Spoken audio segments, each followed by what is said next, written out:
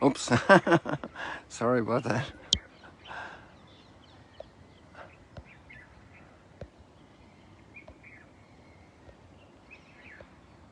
I was focusing on this bird out there and hit the wrong button there.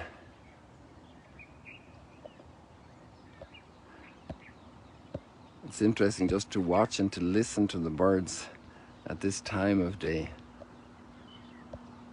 Extraordinary life. I imagine you can hear them.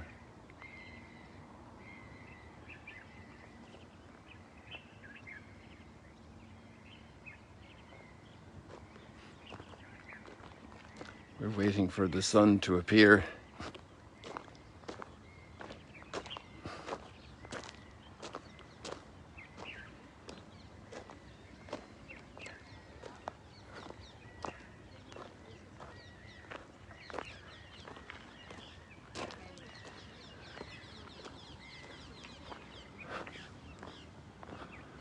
These are some Spanish folks from Madrid.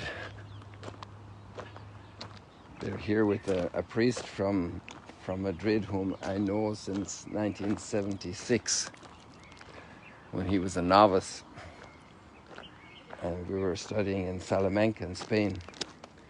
And the story goes that a year before that, or maybe 2 years before that, he had come to the seminary with a huge display of hair down halfway his back. You know, we're talking about 1974 or 73.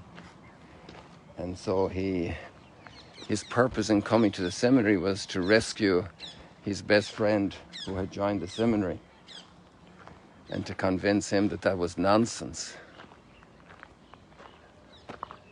And so he himself discovered the beauty of that life and commitment.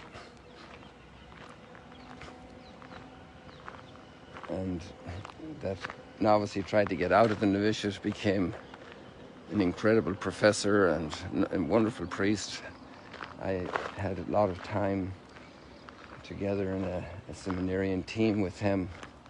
It's great leadership. Many years in both philosophy and later in theology.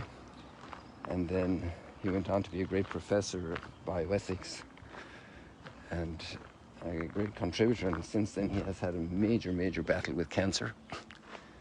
And this other man is a chaplain at Francisco de Victoria University in Madrid.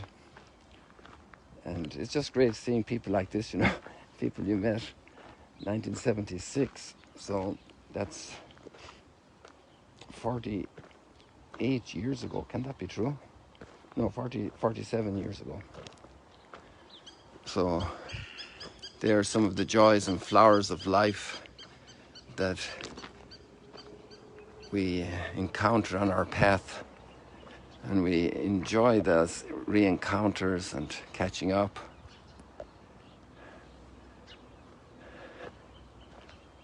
It's part of the human reality. Friendships, acquaintances, mutual helpfulness. And in a way, that's the story of today's first reading. And it might look a very harmless affair. Oh, I can even see Mount Hermon. To be the cupbearer, to bring the cup to the king. You know, the cupbearer is a humble position. And maybe the king will be in a bad mood, and maybe he'll reject the cup, or maybe he won't be even interested because he's so busy talking about matters of state and important things. And the cupbearer comes and goes and provides menial task, but done with a relationship of service, of humility, of patience, of kindness, of respect. Even though there are different levels, I guess that's part of the reason for respect, to respect each level. One thing is to be the king of a whole empire, and like Ataturk's was, and the other one is to be the cupbearer, to bring him in the wine now and again when he has a longing for it. You know, two very different roles in an empire. And yet watch what happens. One day the cupbearer Nehemiah comes in and he's very sad and he can't hide it, because sometimes a servant person can also have a bad headache. A servant person can also have a bereavement in the family, or a family member who's very sick. And, you know, there's a certain professional serenity that's maintained and displayed, and like life is normal, but actually it's not too difficult to see below the surface that life isn't normal. And so in this moment in which the king is also serene, he notices this, and there we see the humanity. Sometimes we're very critical of people in power, but they're all human beings. And the king notices that Nehemiah is very sad, that he can't hide his sadness. And Nehemiah is very frank when the king asks him, you know, what's the matter? That's an incredibly important question, isn't it? In the kitchen, in the child in the bedroom, and to ask, what's the matter? There's a tear. There's somebody at the gas station that's having a little trouble. What's the matter? How can I help you? That's humanity. That's humanity. That brings color into the cloudy sky. What's the matter? What an important question. What's the matter?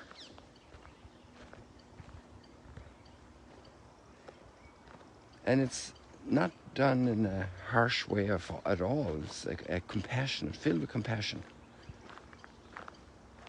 It's noticing the other in their nuances, in the different shades, even just very small indicators, like faint clouds.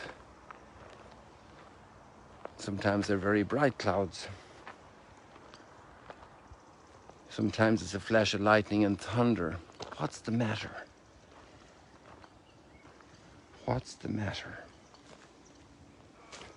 Maybe we could just stop with that thought today. What's the matter?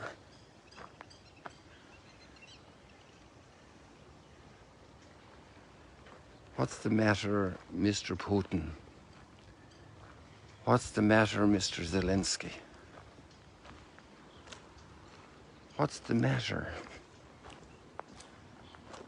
The wounded soldier, the bombed out hospital, the destroyed community place of prayer.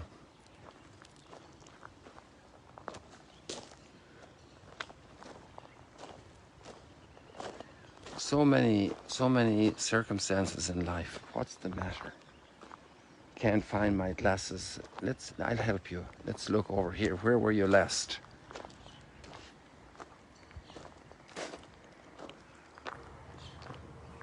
Interest in the other, respect for the other.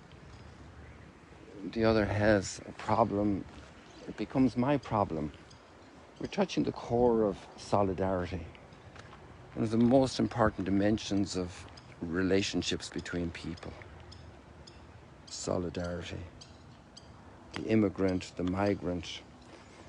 And one of the biggest illnesses of society is indifference. Indifference. Lack of sensitivity to the needs of the other. And look what happens. That through this little interaction, Nehemiah is sent as governor of Judah. The cupbearer becomes the governor. And he's sent with letters of recommendation and authorization for kings along the way, for the heavy power brokers, to rebuild Jerusalem. You know, the turns in history, the Northern Ireland Peace Agreement, for example, how much all those small community efforts to reconcile, to do things together, to end the violence, to bring peace, to bring a change of situation, that the exiles can return home, that refugees can be properly dealt with. And it all started with what's the matter. Sometimes our little question, what's the matter, mightn't make it to the history books. But you'd never know how powerful your little what's the matter question with authentic compassion can mean in the history of a life of a person for all eternity.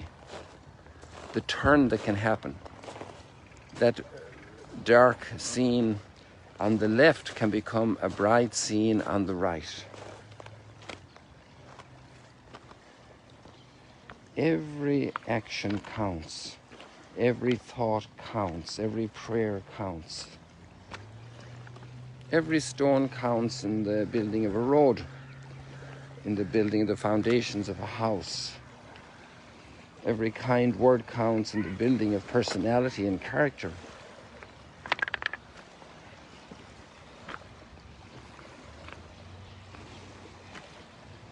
It's also interesting, there's an option to have a special set of readings for the memory of St. Francis, who 800 years ago started something and left such a mark that even affected my family profoundly, because my mother's sister, who also had her share of suffering and difficulties as a child, made a huge impact in Africa, in Nigeria. She worked there 57 years as a Franciscan sister. And we think of all the Franciscans here in the Holy Land who are serving here continually.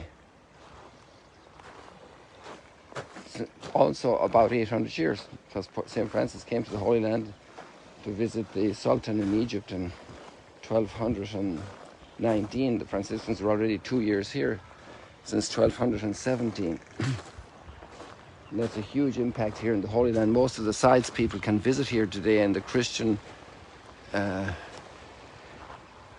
experience of the Holy Land, we can thank the Franciscans for that opportunity to be able to see them, because they patiently identified and won back, acquired the rights from the Muslim rulers to take care of the holy sites with tremendous sacrifice and self-offering. Amazing. Small little things. And Francis was disowned by his family because he left a rich merchant family to follow Jesus and discover his poverty. And that's what we have in the gospel today. The Son of Man has nowhere to lay his head, not even a stone to lay his head to rest.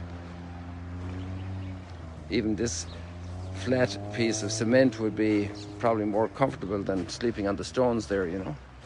He did not have a stone to lay his head.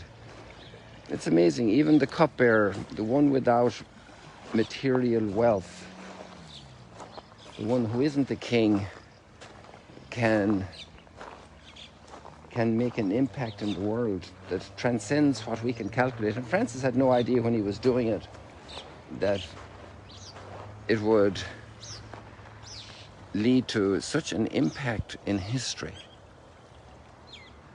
He was only 44 when he died. I remember when I was turning 44, and there's another fellow that some of you know his name, and he was born either 3 days before me or after me. His name is Bill Gates. And I was thinking if I could only contact him at that time and suggest to him, hey Bill, you know, here's a guy who didn't have a penny, Francis of Assisi, and 800 years later he's still making a mark in the world. You know, the kings of the world sometimes leave a mark, like this king in Persia.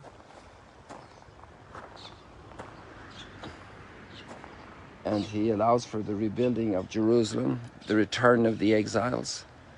And between Ezra and Nehemiah, they really lead the people in a renewal and build up the expectation of the Messiah. And all of this is, they're all building blocks along the way to the story of Jesus. For all of us who are Christians, we can see this is not irrelevant history. This is all part of more than a thread.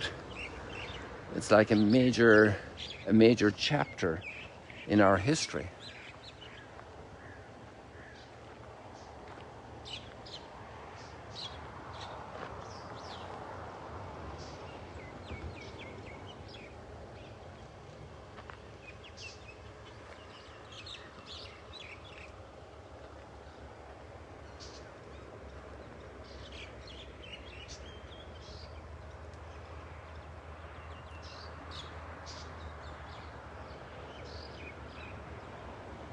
So people, let's leave it like that for today. There's a lot more there in the psalm, in the gospel reading.